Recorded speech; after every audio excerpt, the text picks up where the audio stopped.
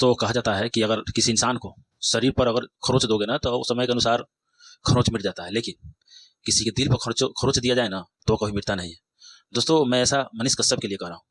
मनीष कश्यप के साथ जिस तरह से पीएमसीएच पटना के हॉस्पिटल में जो घटना हुआ था, उसके बाद मनीष कश्यप जो है ना एक बागी की तरह जो है ना बन गया। यानी कि उसको किसी और से नहीं बल्कि उसको अपने ही पार्टी से इतना नफरत हो गया है कि आज जैसे ही एक नरेंद्र मोदी का जो भारतीय प्राइम मिनिस्टर है, जो प्रधानमंत्री है नरेंद्र मोदी जी, उनका बिहार में एक रैली होने वाला है। उस रैली में बिहारियों से अपील किया और उनके रैली को जो है बहिष्कार किया है।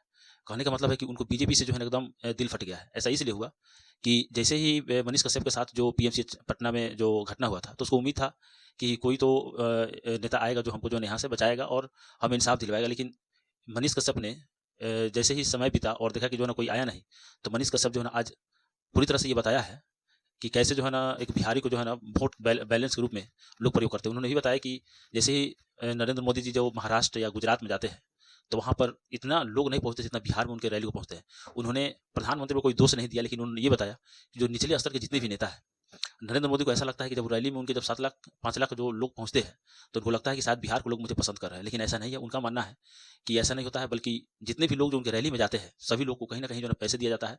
1000-500 रुपये देकर के जो है उनसे रैली करवाई जाती है। अब दोस्तों, ये कितना सच है कितना झूठ है ये तो खैर मनीष कश्यप ही जानेंगे।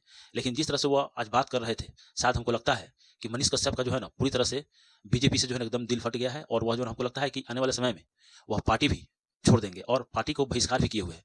पहले जो है ना एक बीजेपी के जो है रंग बिरंगे होते थे, लेकिन इन दिनों वो नहीं दिख रहा है, क्योंकि वो बीजेपी से जो है पूरी तरह से उनको मुंह मोड़ गया है। क्योंकि उनको समय पर जो है ना बीजेपी का साथ नहीं मिला, इसलिए उन्होंने ये रुख अपनाया है। और रुख अपना करके जो पहले की तरह जो पत्रकारिता जो करते थे, उसी तरह से शायद फिर से जो है मनीष कश्यप अपने वेशभूषा में लौट रहे हैं।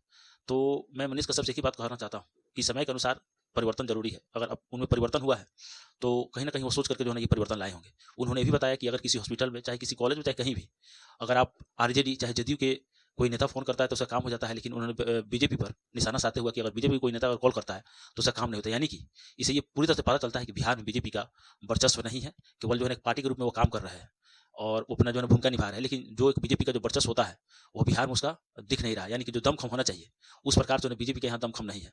तो ये कितना सच है कितना झूठ है, आने वाला सच ही बताएगा। और दोस्तों, आप क्या इसके बारे में सोचते हैं, कमेंट करें। और ये भी बताएं कि क्या मनीष कश्यप जिस तरह से पत्रकारिता कर रहा है, क्या वो ठीक है या उनको पार्टी में बने ही रहना चाहिए। धन्यवाद।